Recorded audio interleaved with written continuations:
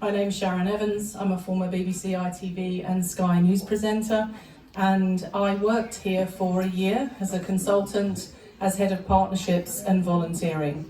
And that was a really wonderful time and a very important role, because ACAA is very, very special in that it attracts many, many bright minds from university, gives them opportunities to not just be in academia, but to actually experience real life and how phone calls and caring can impact on the lives of many, many people. And I feel very proud tonight because, as I was saying, you never get away, it's always in your heart, that I have some interns that are still here. I did tell you that it's for life. So I want to say, here is Pooja. Pooja, wave at everybody. Say hello.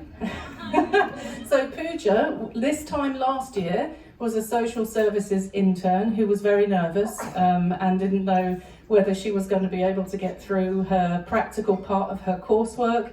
And she came here and she was, if we're honest, aren't we, completely terrified a lot of the time, because it's not a rehearsal. These are people in crisis that we deal with, and the doors are always open.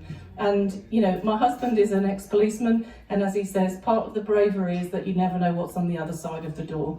And every time this door is opened in the morning, we don't know what's going to come through. But the one thing I can tell you is it's always a warm welcome. It's always caring, and it's always the best professional job that we can do in the circumstances. And I've been witness to that. So very proud. Pooja's you're on your next part, aren't you? You did very, very well. You passed, she passed, there you are, she passed. So we don't only, in terms of volunteering, give opportunities, we also mentor and support young people, really bright, fantastic young people who go on with real life experience to make a difference in the world. And here we have my other friend over here, legal intern, are you not?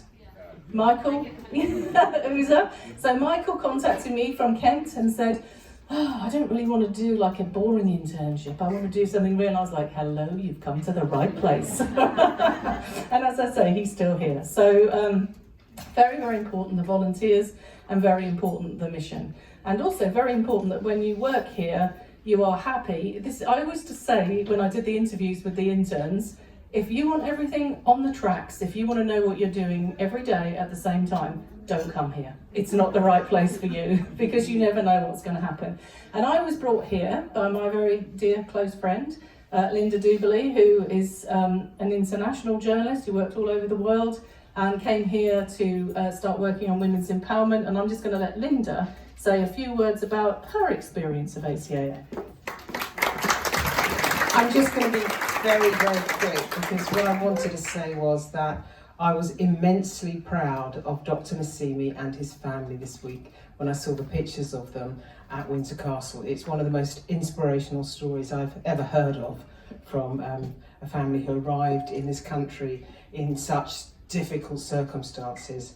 And I also wanted to say thank you, Dr. Nasimi, because I've been a journalist since I was very young, and it is a real privilege to be on the inside of the story. It's happened very rarely in my career, and the experience has been enormously helpful to me.